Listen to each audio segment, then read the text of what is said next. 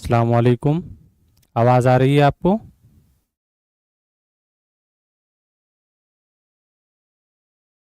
Clear है?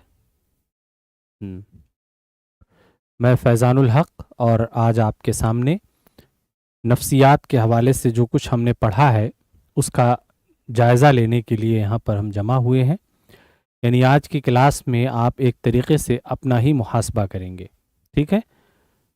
इसके अंदर तमाम चैप्टर शामिल हैं, इस तौर पर कि क्वेश्चन किसी भी चैप्टर से हो सकता है। और पिछले सबक में हमने ये बताया था कि हमारे चैप्टर को बुनियादी तौर पर सिलेबस को दो हिस्सों में तकसीम किया गया है, जिसमें से 40% इसका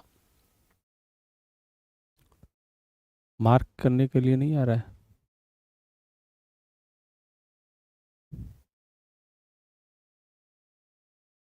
चालीस फीसदी हिस्सा टीएमए का था। ठीक है? और पब्लिक एग्जामिनेशन के लिए 60%। लेकिन याद रखिए कि ये जो टीएमए वाला हिस्सा है ये भी कभी कभी एग्ज़ाम में आ जाता है, इसलिए आप कभी उन चीज़ों को बिल्कुल नज़रअंदाज मत कीजिए।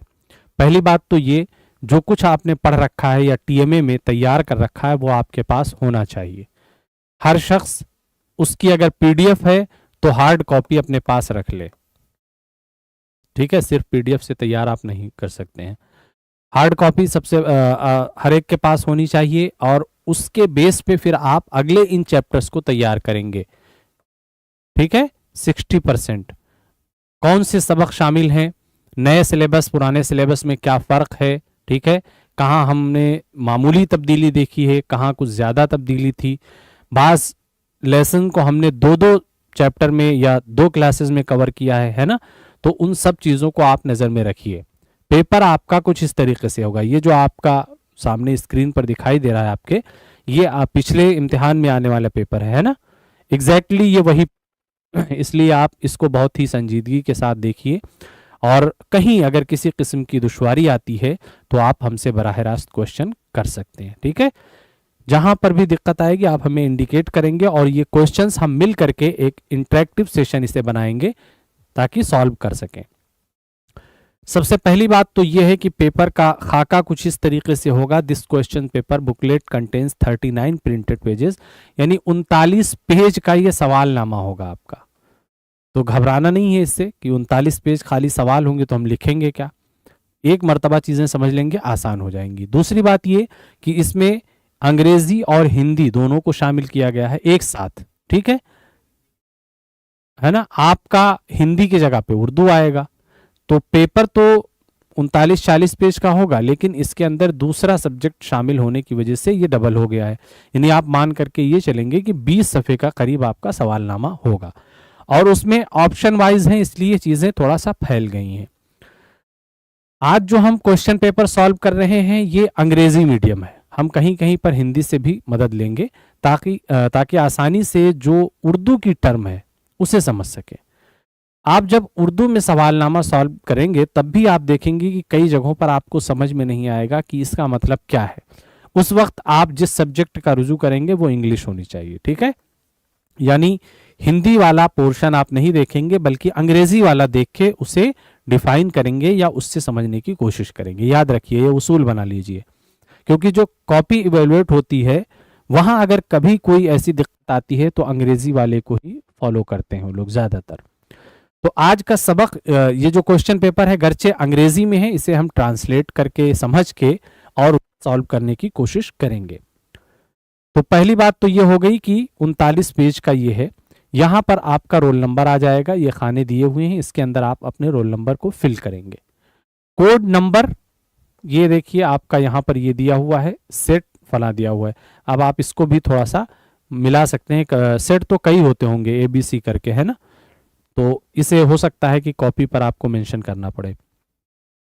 Day and date of examination, इसके लिए यहाँ पर जगह मौजूद है।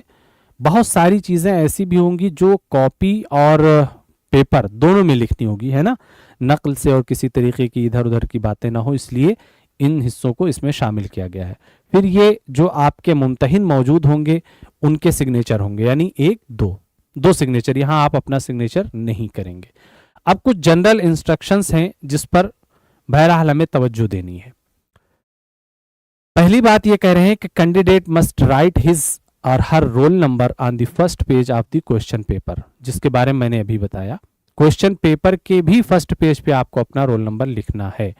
बाज लोग ये करते हैं कि सिर्फ कॉपी पर लिख दिया, कभी कोई दिक्कत आ जाती है तो वो मसला बन जाता है उसके लिए कि कहीं ये आपने दूसरा पेपर तो नहीं लिया, इसके अंदर कुछ लिखा तो नहीं था, वगैरह वगैरह।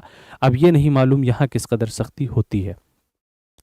Please check the question paper to verify that the total pages and total numbers of questions contained in the question paper are the same as those printed on the top of the first page.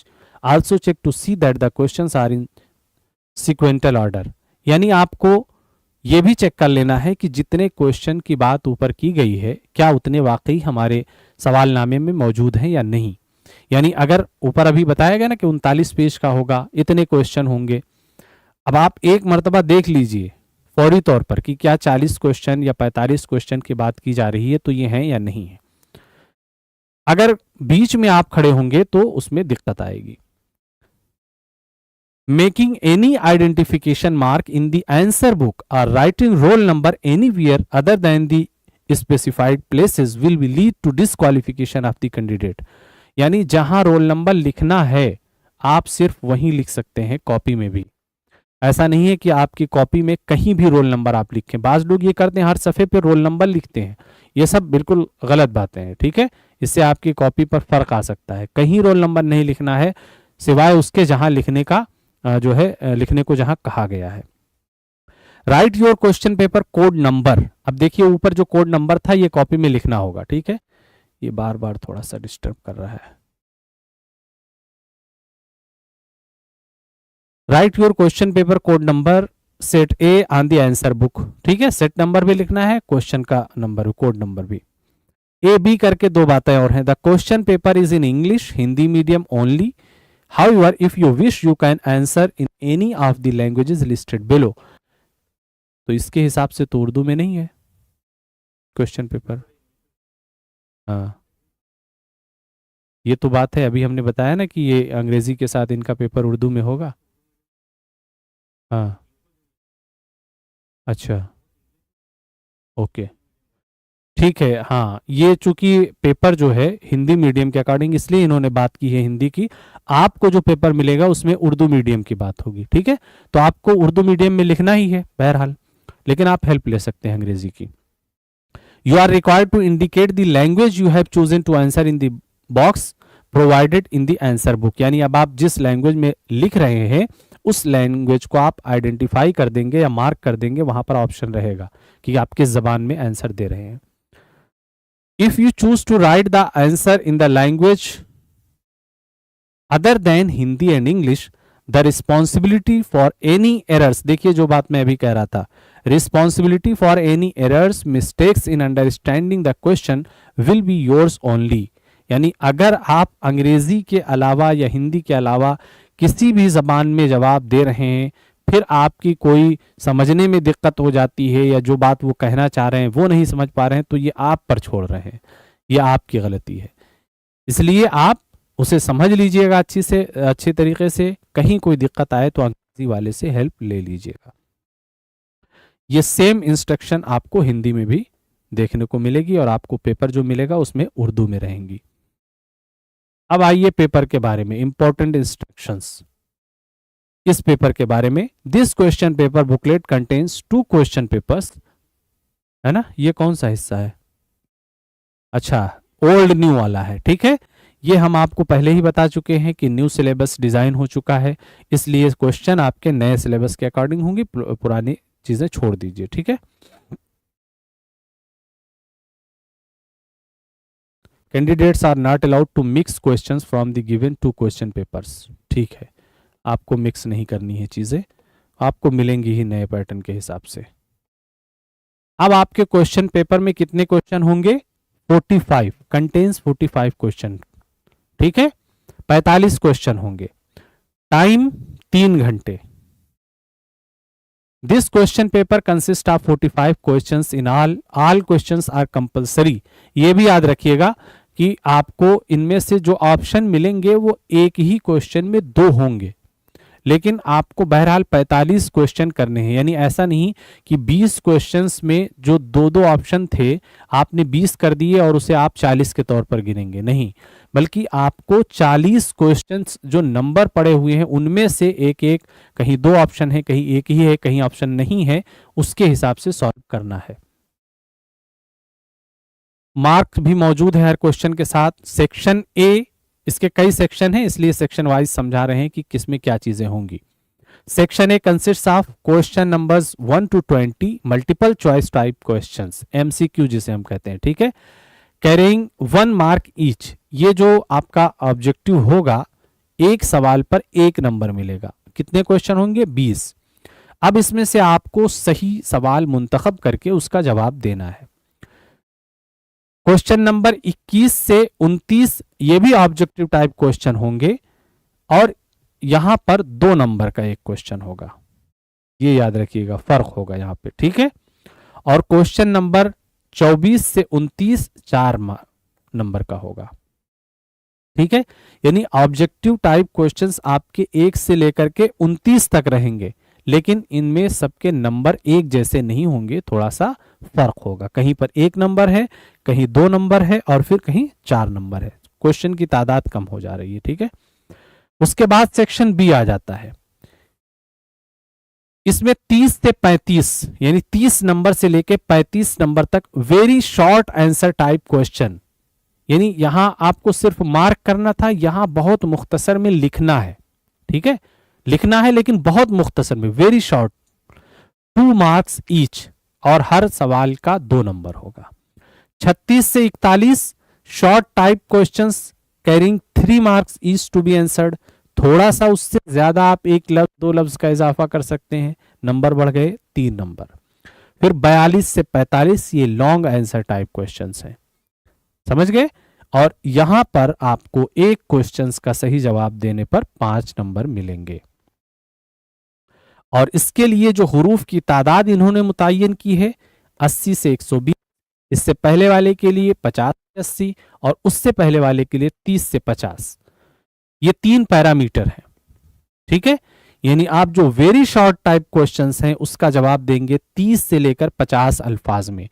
30 का मतलब अगर एक line में आप 10 अल्फाज इस्तेमाल करते हैं तो 3 लाइन लिखेंगे, 30 लफ्ज हो गए, ठीक है, 30 अल्फाज हो गए। अगर आप 50 अल्फाज में लिखना चाहते हैं तो आप 5 लाइन लिख देंगे, और अगर एक लाइन में 5-7 ही लफ्ज आ रहे हैं तो आप 7-8 लाइन लिख देंगे। इस तरह आप काउंट कर सकते हैं और जहन में एक खाका बन जाएगा कि हम कितनी लाइन लिखेंगे तो जवाब मुकम्मल हो जाएगा, ठीक है। अब जैसे ये चलिए ये लाइन ले लीजिए, कितने अल्फाज आए? क्वेश्चन 1, नंबर्स 2, 42 इसको भी मानिए एक नंबर, ठीक है, लफ्ज 1 2 3 4 5 6 7 8 9। तो ऑन एन एवरेज हम मानते हैं 8 या 7 या 10, उर्दू के हिसाब से अगर माने उसी के हिसाब से हम लाइन काउंट कर लेंगे। अगर 10 आ रहे हैं तो 5 लाइन में कितने हो गए? 50 हो गए। तो वहां आपको गिनना नहीं है बैठ के, ये पहले से अंदाजा लगा लीजिए और फिर वहां लिखिएगा बस। चलिए अब आ जाते हैं बराह रास्त क्वेश्चन पर।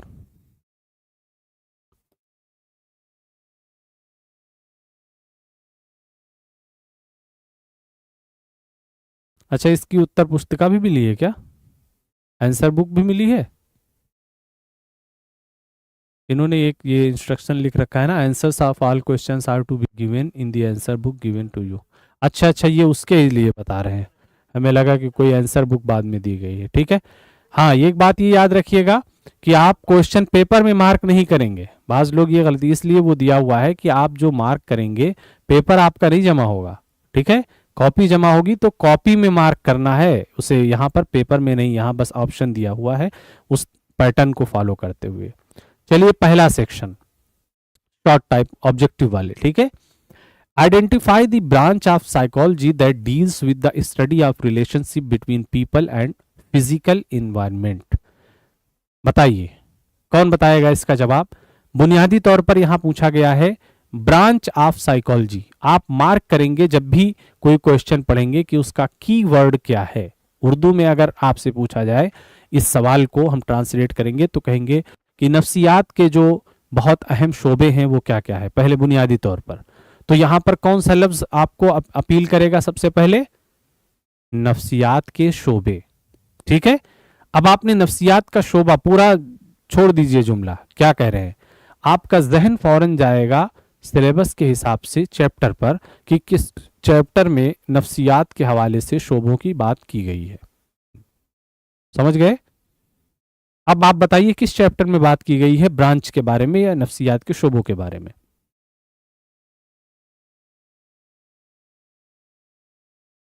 दूसरी चीज इसके अंदर आप ये भी मार्क कर लीजिए, with the study of relationship between people and physical environment, यानी इन्वायरमेंट और पीपल के रिश्ते की भी बात है। दो चीजें हैं, यानी आपको यह बताना है कि नफ्सियात के शोबे कौन कौन से हैं, या बहुत सारे शोबे हैं, उनमें से वो शोबा जो इंसान और माहौल के रिश्ते की बात करता है क्या कहलाता है, बताइए। पहला जवाब है इन्वायरमेंटल साइकोलॉजी, दूसरा है कम्युनिटी साइकोलॉजी, तीसरा है डेवलपमेंटल साइकोलॉजी और डी है एजुकेशनल साइकोलॉजी। इन्वायरमेंटल मतलब माहौल से मुताल्लिक, कम्युनिटी मतलब आपके इर्द गिर्द की जो छोटी मोटी टोली होती है, ठीक है, कम्युनिटी जिसे हम कहते हैं। डेवलपमेंटल तरक्की से मुतालिक, एजुकेशनल तालीम से मुतालिक। बताइए कौन सा जवाब सही होगा। किसी को अनम्यूट कर सकते हैं, बताइए। जामिया नूरुल उलूम,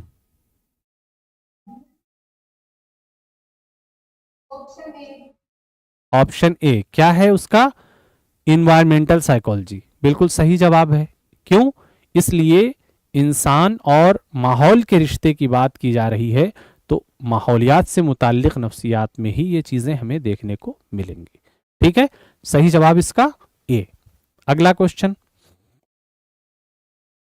अब ये हिंदी में भी आप इसको पढ़ सकते हैं किसी को अगर दिक्कत हो रही हो, कि मनोविज्ञान की उस शाखा की पहचान करें जो लोगों और भौतिक पर्यावरण के बीच अध्ययन से संबंधित है।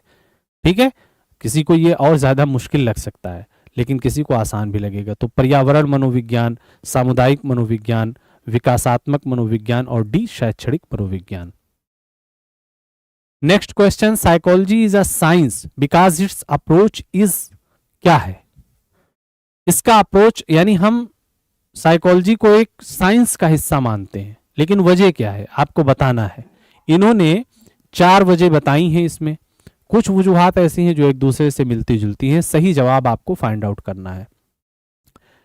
Intuition and observation based, tangible and evidence based, organised and systematic based, introspection and experience based, select the correct answer using the codes given below. अब आपको सिर्फ इसी में ऑप्शन नहीं लगा देना है, यहां पर 2 भी सही हो सकता है, 3 भी, 1 भी और सब गलत हो सकते हैं। इसीलिए ऑप्शन दिया है कि पहला और दूसरा सही है, कि दूसरा और तीसरा सही है, तीसरा और चौथा सही है, या पहला और चौथा। तो पहली बात तो क्लियर कि इसमें 2 सही हैं 2 गलत, है ना। 2 सही 2 गलत, क्यों, क्योंकि सारे ऑप्शन में ये दिया हुआ है 2 हैं 2 हैं। ठीक है, इससे ये बात पता चल गई कि 2 हमें इसमें सही जो है वो फाइंड आउट करना है, जिससे ये मालूम हो सके कि ये साइंस है। अब साइंस, साइंस के बारे में आपको मालूम है कि साइंस साइंस क्यों है, बताइए। साइंस और मिथ एक दूसरे की जिद है, कौन बताएगा। साइंस को हम साइंस क्यों मानते हैं, या साइंस का बुनियादी जो है उसकी जो खूबी है वो क्या है,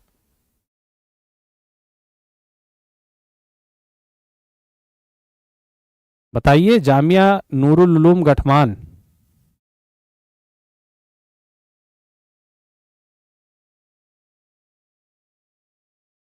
दो जानू होके मत बैठिए, हाँ जवाब दीजिए।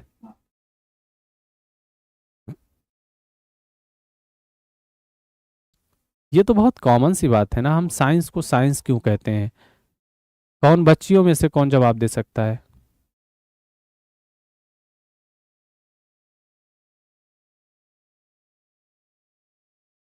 नहीं, पहले मुझे आप ये बताइए कि साइंस को साइंस क्यों कहते हैं, साइंस की खूबी क्या है?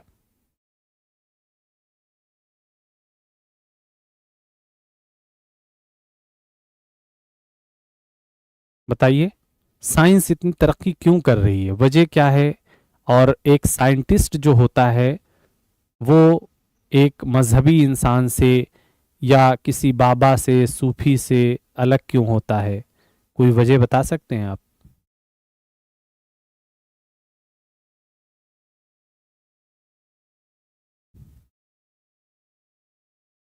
देखिए, ये बहुत बुनियादी बात है, सबको मालूम होनी चाहिए।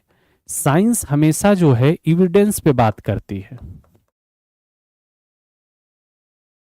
सबूत, ठीक है, तथ्य। अगर आपके पास तथ्य नहीं है, सबूत नहीं है, एविडेंस नहीं है, तो आप कोई भी साइंटिफिक बात नहीं कर सकते। वो कहती है कि हाँ हम मानेंगे हवा है, लेकिन हम जब उसे फील कर लेंगे। आप कहते रहिए हवा है, अभी हम तो नहीं जान पाए हैं। आप कहते रहिए, इवन साइंस तो यहां तक कि इसीलिए उसका रास्ता तो बहुत दूर तक जाता है ना। जो निहिलिज्म का तस्वुर आता है, या आप कह सकते हैं जो मजहब बेजार लोग होते हैं, वजह उसकी बुनियादी तौर पर क्या हो जाती है? वो कहते हैं कि हम उन चीज़ों पर बहस करेंगे या तस्लीम करेंगे जिसे किसी ने देखा हो, सुना हो, महसूस किया हो, कुछ आसार दिखाई दे रहे हों, गरचे वो पूरी तरीके से गिरफ्त में ना आ रहे हों, तब हम उस पर बिलीव करते हैं। ठीक है? तो साइंस क्या करती है? एविडेंस जमा करती है, सबूत इकट्ठा करती है, फैक्ट पे बात करती है, इसलिए वो साइंस साइंस है। उसके मुकाबले में अकीदा जो होता है इंसान का, वो उस तरीके से सबूत नहीं पेश कर सकता। समझ रहे हैं? अब अगर कहा जाए कि किसी भी मजहबी, आप हर मजहब में इस तरीके की चीज़ें मौजूद हैं कि अगर आप उन पर गुफ्तगू करेंगे तो उस तरीके से सबूत नहीं पेश कर सकेंगे, सिवाय इसके कि हाँ फलां किताब में लिखा है, फलां ने ये बात कही है, फलां रिवायत से ये बात आई है ना। लेकिन किसने उसको कितना महसूस किया है नहीं बता सकता, एक्सप्लेन नहीं कर सकता, है ना। फिर वही तसव्वुर चला जाता है किस पर? इनकार पर। वो खुदा का इनकार, मजहब का इनकार, रसूल का इनकार, हर तरह की चीज़ों के इनकार पे आ जाता है ना। लेकिन ये नहीं मतलब है कि सारे साइंटिस्ट जो है वो मजहब बेजार होते हैं, उसमें भी अलग अलग इंतहाएं होती हैं। लेकिन ये फैक्ट है कि एविडेंस साइंस में बुनियादी हैसियत रखता है। ठीक है? तो अब आप ये याद रखिए कि इसके मुकाबले में जो चीज़ें हैं, मजहब है, अकीदा है, ये उस तरीके से एविडेंस तथ्य नहीं रखते जैसे साइंस रखता है। साइंस उसी पर बिलीव करता है। इसीलिए जब आप साइंटिफिक बात किसी तरीके से कहते हैं तो उसका सबूत होता है। राह चलते को अगर आप पागल कह देते हैं, ये गलत बात है। अगर आप पागल कह रहे हैं तो ये आपकी उमूमी गुफ्तगू हो सकती है, रिसर्च बेस्ड नहीं हो सकती। रिसर्च बेस्ड तब होगी जब आप उसका सबूत भी पेश कर दें कि हमने ये इस पर टेस्ट किया है, ये चीज़ें इसके मुतालिक कही हैं, और इससे ये नतीजा निकल करके आया है कि ये शख्स जहनी तौर पर अपना तवाज़ुन खो चुका है। समझ गए ना? ये फैक्ट है।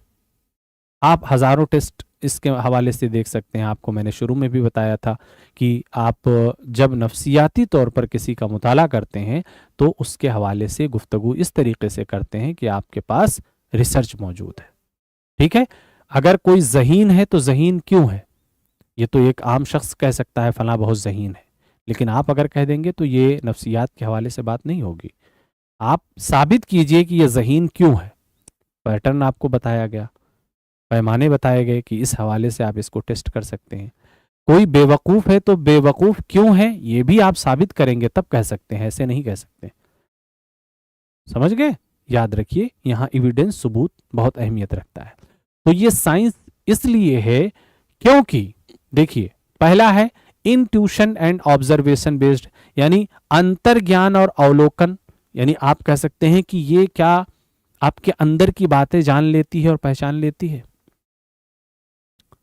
ये पॉसिबल नहीं है। ठीक है? गर्ची इस पर अब रिसर्च हो रही है। आज ही मैंने देखा कि एक डिवाइस ऐसी तैयार कर रहे हैं साइंटिस्ट जो ख्वाबों को रिकॉर्ड करेगी। इंसानों के ख्वाबों को रिकॉर्ड कर लेगी। अब सोचिए टेक्नोलॉजी कहाँ तक पहुँच गई है ना। तो अब ऐसा भी होता है, आप देखे होंगे कि बहुत सारी डिवाइसेस आ गई हैं जो आपके दिमाग को रीड करती हैं, है ना। ऐसी भी चीज़ें आ गई हैं, लेकिन ये कितना फैक्ट है नहीं है अभी उस पर उस तरीके से हम बात नहीं कर सकते, इसलिए ये हमारे मन की बातें या गैब की बातें या उस तरीके की बातें नहीं बता सकती अभी साइंस। ठीक है, तो गैब की बातें बताने वाला वो साइंस अप्रोच नहीं हो सकता है। ये फैक्ट, जैसे मौसम की बात होती है ना, मौसम देखिए, आप मौसम के बारे में जो खबर दी जाती है कितनी गलत हो जाती है, तो आप उन्हें गलत नहीं कह सकते, इसलिए क्योंकि उन्होंने जो महसूस किया, जो उनके पास सिंबल आए बादलों को, मानसून को, है ना, अलग अलग क्लाइमेट चेंज को देखते हुए उसके हिसाब से उन्होंने प्रिडिक्शन कर दी। संभावना का लफ्ज इस्तेमाल करते हैं कभी, वो देखिए कि यानी पॉसिबिलिटी है कि यहाँ बारिश होगी, जो है धूप रहेगी, इतने जो है परसेंट तापमान नीचे रहेगा ऊपर रहेगा, संभवता कहते हैं, वो इम्कान है, ज़रूरी नहीं है। और कभी होता है कि जिस दिन होता है बारिश नहीं होगी उसी दिन एकदम से बारिश हो जाती है, इतनी हो जाती है कि भर जाती। तो ये क्या है, अब ये कुदरत से आगे या जो सुप्रीम पावर है उससे आगे नहीं निकल सकती, है ना। तो इसीलिए आप इसे गैब की बहरहाल आलिम नहीं मानेंगे साइंस को, तो ये जवाब आपका गलत हो जाएगा। दूसरा है टेंजिबल एंड एविडेंस बेस्ड। अब देखिए एविडेंस की सारी बात ही हो रही थी, यहां पर लफ्ज ही आ गया एविडेंस, तो ये जवाब क्या है, सही है, इस पर हम सही मार्क कर लेते हैं अभी। दूसरा है ऑर्गेनाइज्ड एंड सिस्टमेटिक बेस्ड, ये सही है गलत है, सही है, यानी ये भी सही, जाहिर सी बात है, हम कोई स्टडी करते हैं जब साइंटिफिक तो बहुत ही सिस्टमेटिक वे में करते हैं, ऐसा नहीं है कि हम कुछ भी कह देते हैं। यही बात तो मैं आपसे कह रहा था कि अगर पागल को भी आप पागल कहते हैं तो बहुत सोच समझ के आपको कहना पड़ेगा, साबित करना पड़ेगा उसे, है ना। और हर कोई कह भी नहीं सकता क्योंकि वो आपसे सबूत लेने थोड़ी आया है, केस कर सकता है आप पे अगर आप ऐसा कह दे किसी को। ठीक है, फिर आ जाता है इंट्रोस्पेक्शन एंड एक्सपीरियंस बेस्ड। हाँ, अब ये बताइए कि ये सुव्यवस्थित और क्रमबद्धता आधारित तीसरा हो गया, चौथा क्या है, आत्मनिरीक्षण और अनुभव आधारित होती है, यानी क्या ये तजर्बे बेस्ड होती है, यानी जो कुछ साइंस कह रही होती है उसका तजर्बा होता है। और इसी तरीके से इंट्रोस्पेक्शन यानी आत्मनिरीक्षण पर मबनी होती है, यानी साइंटिस्ट जो कुछ कहता है वो उस पर बीत चुका होता है। ये सही है, नहीं है ना, वो भी फैक्ट पे बात कर रहा होता है, जरूरी नहीं कि उसके साथ वो हादसा हो चुका हो। इसलिए पहला जवाब गलत, दूसरा गलत।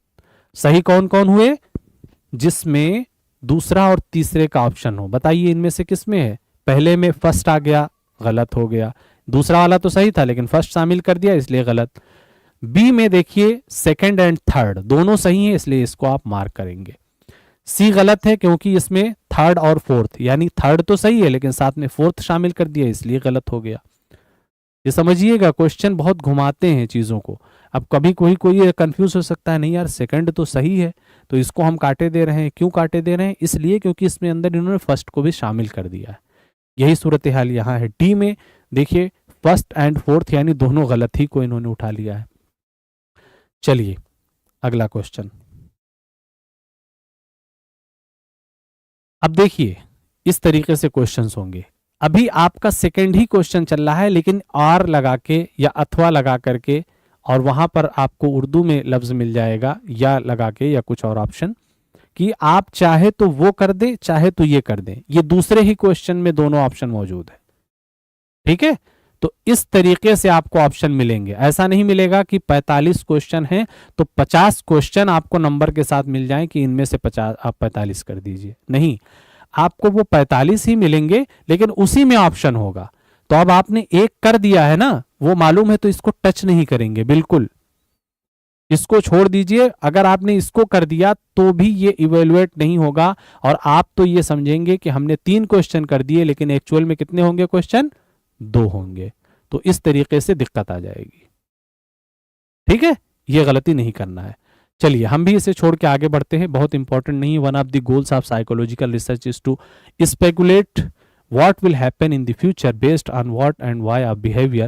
This basic goal is यानी साइकोलॉजी के मकासद के हवाले से गुफ्तगू की गई है। आमतौर पर हमने बताया ना कि हम नफ्सियात पढ़ रहे हैं, चीज़ों को एक्सप्लोर करने के लिए हम देखिए तालीम के शोबे में उससे आसानियाँ पैदा कर रहे हैं, है ना।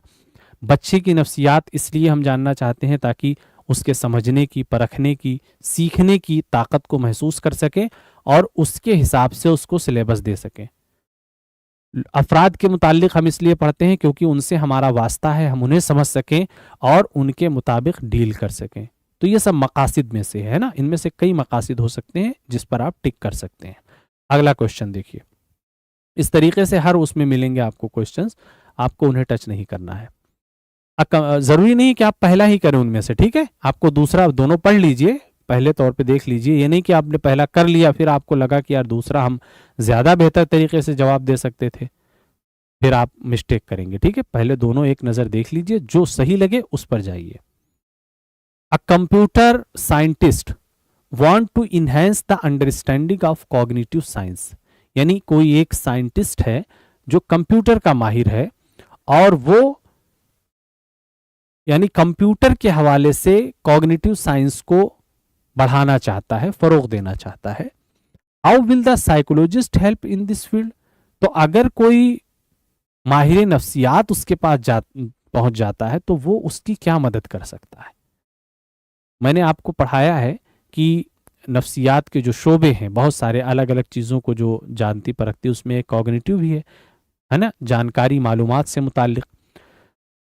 अब जब एक कह सकते हैं आप माहिर नफ्सियात इंसान के मालूमात को देखता है तो उससे क्या सीखता है, वो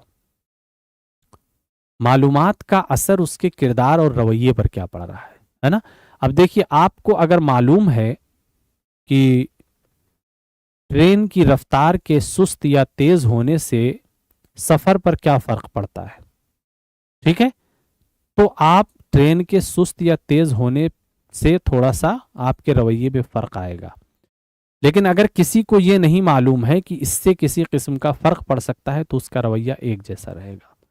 सपोज दैट आप सर्विस करने जा रहे हैं, किसी ज़रूरी मीटिंग में जा रहे हैं और वहां वक्त मुतय्यन है, अब ट्रेन बीच में रुक जा रही है, गाड़ी रुक जा रही है, तो आपका रवैया बदल जाएगा, चिड़चिड़ाहट आपके अंदर पैदा होगी, बेचैनी झुल्लाहट होगी ना। लेकिन आप ही के साथ बैठा हुआ एक शख्स है जिसे ये नहीं मालूम है कि उसे कहाँ जाना है या किसी किस्म की जल्दी नहीं है, कुछ नहीं है, हाँ कोई बात नहीं, जब पहुंचेगी उतर लेंगे, कुछ है, उसके रवैये में आप किसी किस्म की घबराहट बेचैनी नहीं देखेंगे, है ना। या इसी तरीके से अगर कहीं आपको किसी बस्ती के हवाले से, गांव के हवाले से आपको ये मालूम हो जाए कि सैलाब बहुत तेज़ी के साथ इसकी तरफ बढ़ रहा है, तो आप रात भर नहीं सो सकेंगे। लेकिन अगर उसी बस्ती में रहने वाला शख्स, उसको ये मालूम ही नहीं है कि सैलाब आ रहा है या कुछ है, गरचे सैलाब आ ही क्यों ना जाए, लेकिन उस वक्त वो बहुत चैन से सो रहा होगा जैसे आम दिनों में सोता है ना। तो ये फर्क क्यों आ रहा है, इल्म की बुनियाद पे, मालूमात की बुनियाद पे, है ना। तो जिंदगी के मुख्तलिफ शोबों में आप देखेंगे कि ये इल्म या मालूमात ये जो है असर डालते हैं इंसान के रवैये पर और बिहेवियर पर। अब देखिए इसको आप जहन में रखिए और ऑप्शंस पढ़िए। बाय रेगुलेटिंग ह्यूमन बिहेवियर, पहला ही जवाब क्या है, इंसानों के किरदार को समझ करके या उनका मुहासबा करके वो मदद कर सकता है। ये जवाब सही है या गलत है,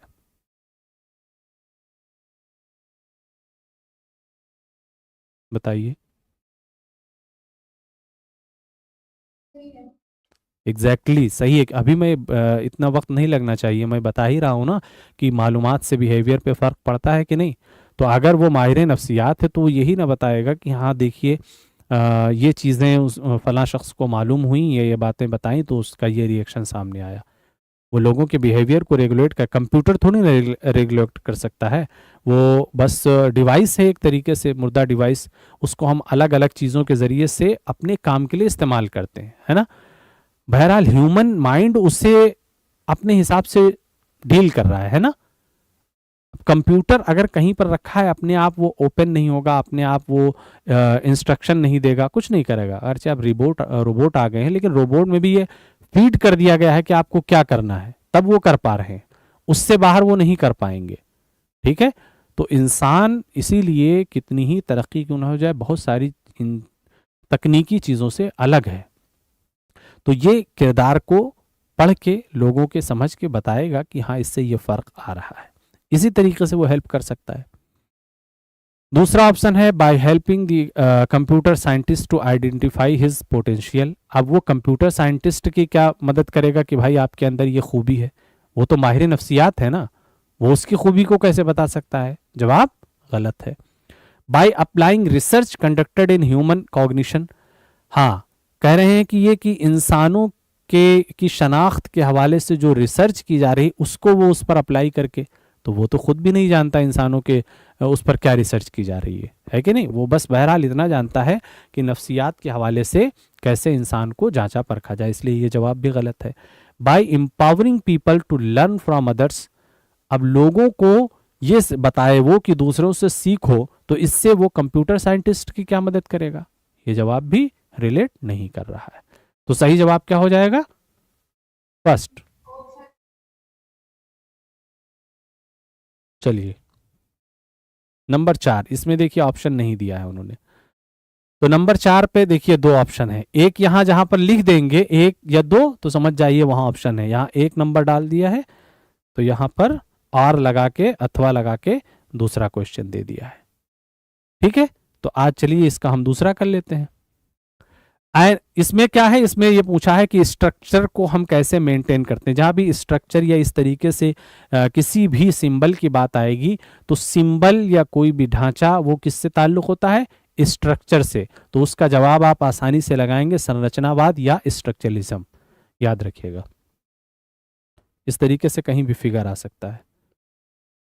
An experimenter wishes to study the impact of viewing violent films on the aggressive behavior displayed by adolescents. Identify the dependent variables.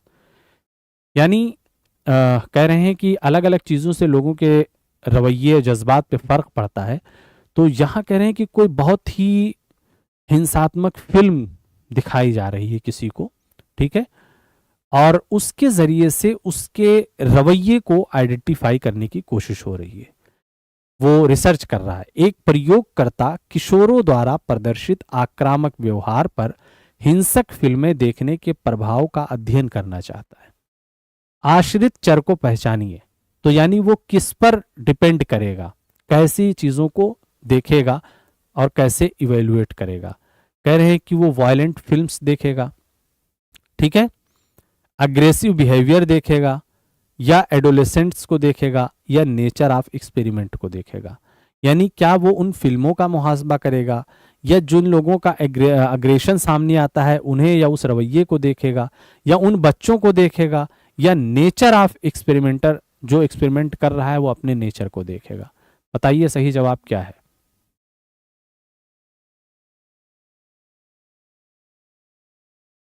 कैसे वो समझेगा इन चीजों को कि हाँ कौन सी फिल्म वाकई हिंसात्मक है, कौन सी चीज लोगों के अंदर बेचैनी पैदा कर रही है, कैसे समझेगा? किंच ऑप्शन बी अग्रेसिव बिहेवियर, तो ये तो किसी भी वजह से हो सकता है। अग्रेसिव बिहेवियर का मतलब ये हुआ कि किसी के अंदर बहुत ज्यादा जज्बाती उबाल आ जाए। तो जज्बाती उबाल कई तरीके से आ सकता है। कोई कुछ खा रहा है, शदीद भूखा है, हम उसकी प्लेट छीन लें, गुस्सा हो जाएगा। कोई बहुत प्यार से बैठा कुछ काम कर रहा है, हम उसको गाली दे के भागाएं, गुस्सा हो जाएगा। ठीक है, रास्ता कायदे से जा रहा है, अपने रास्ते पे जा रहा है, हम ले जाके साइकिल ठोक दें उसको, गुस्सा हो जाएगा। मतलब इससे बात नहीं समझ में आएगी उसका अग्रेसिव बिहेवियर ये नहीं बताएगा कि जो ये इस तरीके से वायलेंट फिल्में हैं उस पर क्या असर डालनी है। उसके तरीके अलग अलग हो सकते हैं। तो ये ऑप्शन सही नहीं है। नेक्स्ट बताइए कौन सा सही हो सकता है? क्या? D, nature of experimenter. अब इससे क्या ताल्लुक कि हम क्या कर रहे हैं, हमारा क्या नेचर है। अगर सपोज दैट हमें ये काम दिया गया है कि आपको नदी से पानी भर के लाना है, ठीक है, तो अब हम प्यासे हैं या नहीं प्यासे हैं, हमारा पेट भरा है या नहीं भरा है, क्या फर्क पड़ता है इससे? हमें काम दिया गया है ना, हम प्यासे हैं तब भी लाना है, और हमारा पेट भरा है तब भी हम लाएंगे। हम ये थोड़ी कह सकते हैं कि आप पानी लेने मुझे भेज रहे हैं, हमें तो प्यास ही नहीं लगी है। तो भाई आपके लिए थोड़ी ना मंगा रहे हैं पानी, कोई ज़रूरत है तो इसलिए मंगा रहे हैं। तो उसका नेचर क्या है ये डिपेंड नहीं करेगा, समझ रहे हैं। या जैसे अगर सपोज दैट हम किसी भयानक काम में मुलविस हो जाए, तो हमारे लिए तो वो काम आसान लगने लगेगा ना। खौफनाक हम फिल्में ही देखते हैं, तो अब हम खौफनाक चीज़ें देख के हंस रहे हैं, लेकिन हम एक बच्चे को बिठाए हुए हैं तो वो बच्चा क्या वो हंसेगा, रोएगा खौफनाक चीज़ों पे। तो हमारे नेचर से उसका ताल्लुक नहीं है, हम कैसे हो जाते हैं, हमारा नेचर कैसे हो जाता है, ये सब पर लागू नहीं हो सकता। समझ रहे हैं ना। अगर आपको मार धाड़ वाली फिल्में देखने की आदत हो गई है और आपको लगता है ये तो बहुत नॉर्मल चीजें हैं, तो आप ये सब पर लागू नहीं कर सकते। आप जो आम जहन है उसको सामने रखेंगे, आपके लिए आसानी इसलिए है क्योंकि आप यही देख रहे हैं। तो जो चीजें इंसान अपनी रूटीन में ले आता है वो उसके लिए नॉर्मल हो जाती है। ठीक है। तो ये बात गलत है कि आप हम जो एक्सपीरियंस कर रहा है उसके नेचर को सामने रखेंगे। ठीक है, इसे भी कट कीजिए, एग्रेसिव बिहेवियर को भी कट कीजिए। अब आ जाइए, सी ऑप्शन कह रहे हैं एडोलेसेंट यानी जो बच्चे हैं उनको देखेंगे। बताइए ये सही है?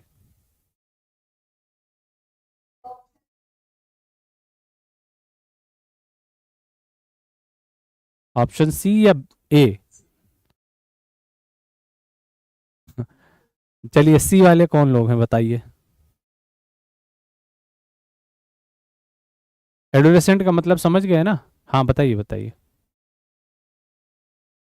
सी क्यों?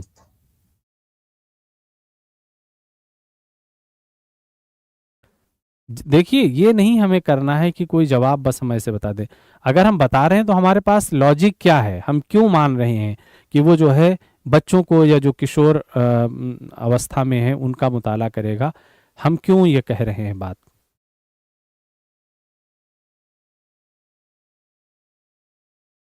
हम्म। आप ये बताइए कि आपको मुताला करना है कि बच्चों पर क्या असर पड़ रहा है हिंसात्मक फिल्में देखने का, ठीक। और आप मुताला करने जा रहे हैं किसका? बच्चों का। सपोज दैट उसमें ऐसे बच्चे भी हैं जिन्होंने न कभी फिल्में देखी हैं, न मोबाइल देखा है, न कुछ देखा है, उनका आप लाख मुताला करते रहे उससे आपको क्या पता चलेगा। यहाँ पे ये नहीं लिखा है ना कि आपको गांव के बच्चे देखने हैं या आपको जो है शहर के बच्चे देखने हैं या वो बच्चे देखने हैं जिन्होंने फिल्म देखी है, ऐसा कुछ लिखा है। तो आप कैसे जनरल चीज जो है उसको देख के आप कैसे अपने जहन में ये बिठा लिए कि हम बच्चे को देखेंगे। सवाल को समझना सीखिए, जितनी बात लिखी है उतनी ही समझिए, एक्स्ट्रा उसके साथ जोड़ के मत समझिए। समझ रहे हैं कि नहीं। आपके बच्चे अगर स्कूल जा रहे हैं तो आप अपने पड़ोसी के बच्चों को देख के कैसे अंदाजा लगा लेंगे कि हमारे बच्चों पे क्या असर पड़ रहा है? लगा सकते हैं कभी? कभी नहीं, तो कोई बात नहीं हुई।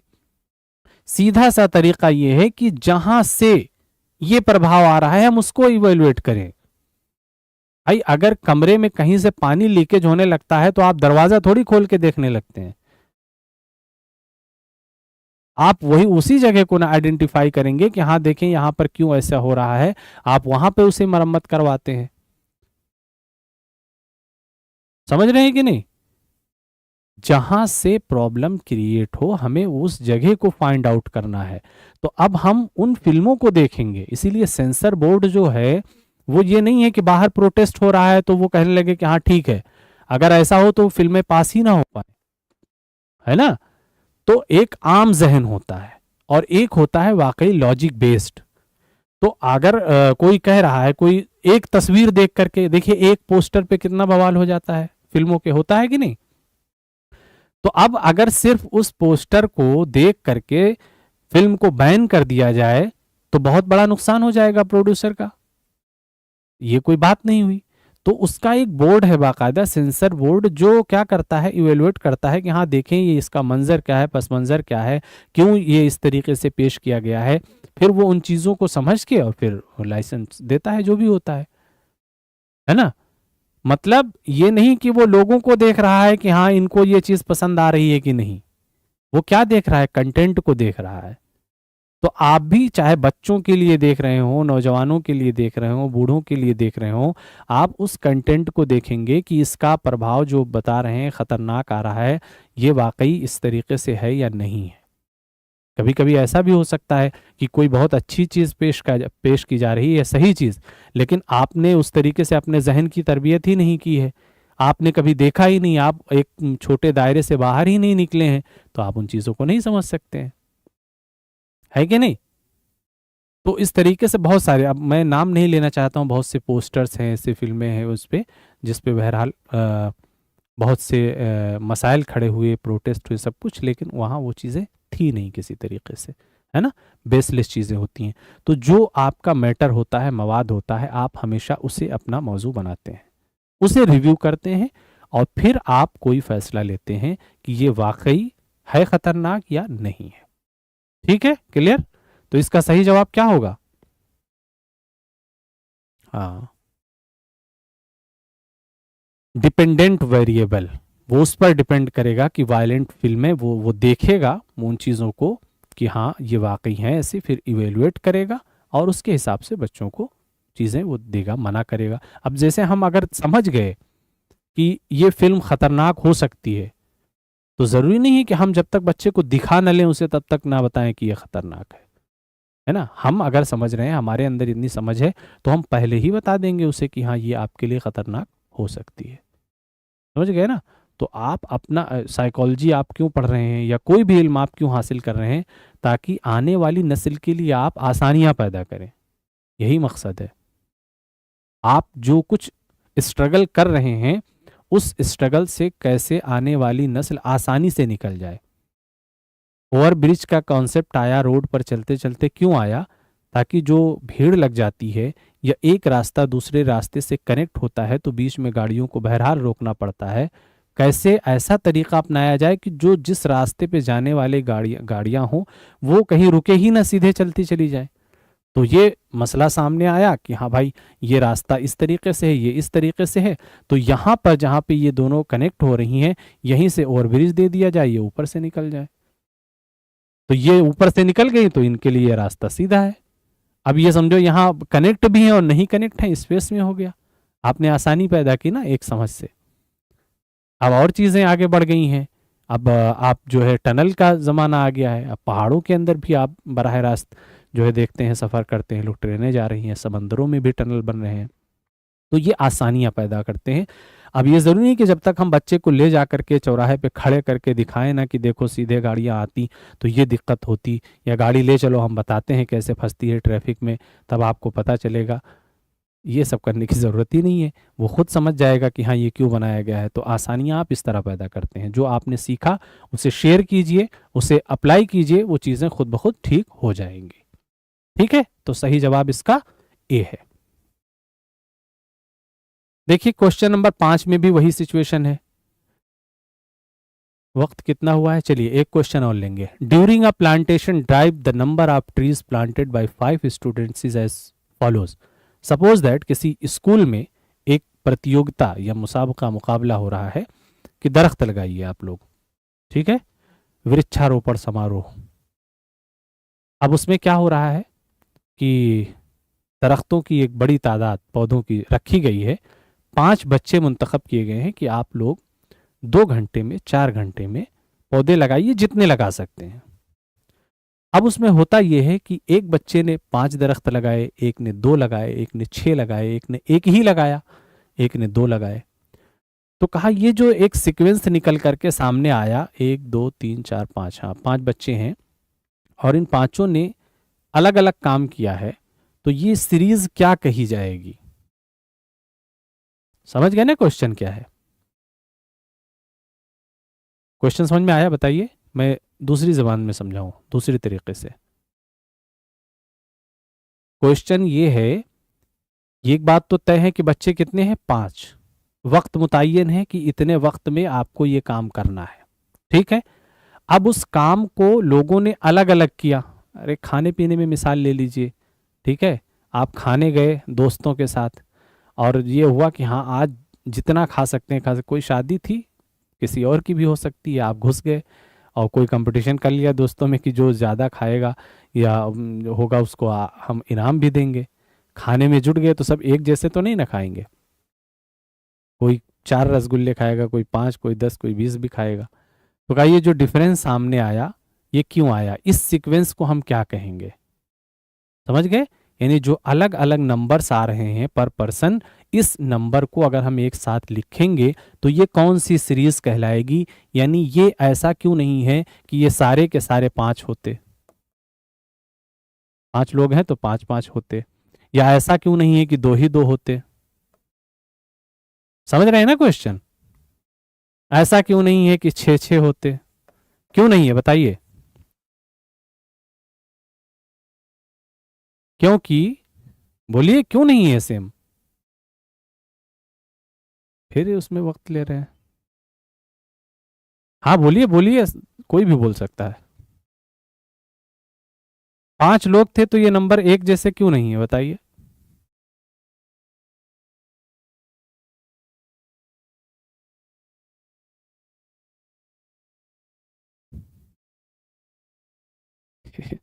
ये इतनी सामने की चीज में इतना वक्त ले रहे हैं। अब आए क्या बोल रहे हैं।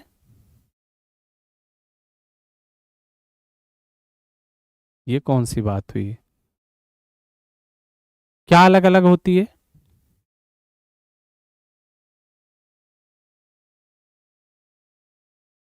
सपोज दैट कि आप जो है 5 लोग आम के बाग में गए, ठीक है, आम के बाग में गए, दूसरी मिसाल समझिए। अब आपको आम के दरख्त लगे हुए हैं, ठीक है, फल बिल्कुल तैयार है, पूरी तरीके से पके हुए। आपको कहा गया ठीक है जितना मर्जी हो खाइए, लेकिन जितना खाइएगा उसे याद रखिएगा कि हम कितने खाए, ठीक है। आने के बाद सबको इस पे लिख देना है रजिस्टर पे। तो आप जाएंगे, खाएंगे, आएंगे, तो क्या सारे के सारे लोग एक ही नंबर लिखेंगे है। कोई ये तय नहीं है कि हाँ सबको 4 ही खाने हैं, 5 ही खाने हैं। कहा गया जितना जिसको खाना हो, तो ये नंबर बदल जाएंगे ना, क्यों बदल जा रहे हैं। सीधा सा बोलिए कि हाँ भाई जिसने 4 खाया है तो 4 बताएगा, 5 खाया है तो 5 बताएगा ना, जितना खाओगे उतना ही ना बताओगे। आपके खाने से नंबर बदल रहे हैं, इसमें इतना वक्त ले रहे हैं। इसको कहते हैं वर्क इफिशियंसी, यानी जो आप कर रहे हैं उसकी क्वालिटी। समझ रहे हैं, आप खा रहे हैं तो कितने खा रहे हैं उसकी क्वालिटी, कोई काम कर रहे हैं तो कितना कर रहे हैं उसकी क्वालिटी। तो ये इसलिए लिखा हुआ है कि उस दरख्त में सपोज दैट ये ए है, ये बी है, ये सी है, आप नाम लिख दीजिए, A B C D E, ये नाम है बच्चों के। अब ए ने 5 दरख्त लगाए हैं तो वो 5 ही ना बताएगा, या बी ने 2 लगाए हैं ये भी आके बताएगा कि 5 लगाए हैं। प्रिंसिपल तो मौजूद है, देख रहा है ना कि टोटल दरख्त कितने लगे हैं। 2 1 3 6 3 9 2 11 और 5 16, वो देख रहा है 16 दरख्त लगे हैं टोटल। अब ए ने लगाया 5 कि हमने 5 लगाया है, बी ने भी आके कह दिया हम भी 5 लगाए हैं, डी वाले को कोई डरा दिया कि नहीं तुम 2 ही लिखो, ठीक है, इसने भी लिख दिया 5। तो जब 5 5 को वो इवेलुएट करेगा, रजिस्टर देखेगा कि यार ये सब तो बता रहे हैं कि हम 25 लगाए हैं, दरख्त तो हमारे जो है शोबे में 16 ही नजर आ रहे हैं, तो पूछेगा नहीं किसकी गलती है, गलत नहीं हो जाएगी सीक्वेंस। इसका मतलब जो जितना कर रहा है उतना लिख रहा है। इट्स कॉल्ड वर्क इफिशियंसी, यानी काम करने की जो कुव्वत है।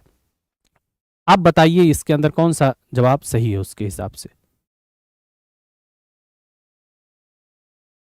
पहला है डिस्क्रिएट सीरीज है, यानी ये पृथक श्रृंखला का जो है नंबर है, यानी इसलिए लिख रहे हैं कि पहले वो आया फिर दूसरे नंबर पे वो आया तीसरा, तो ये बात गलत है ना।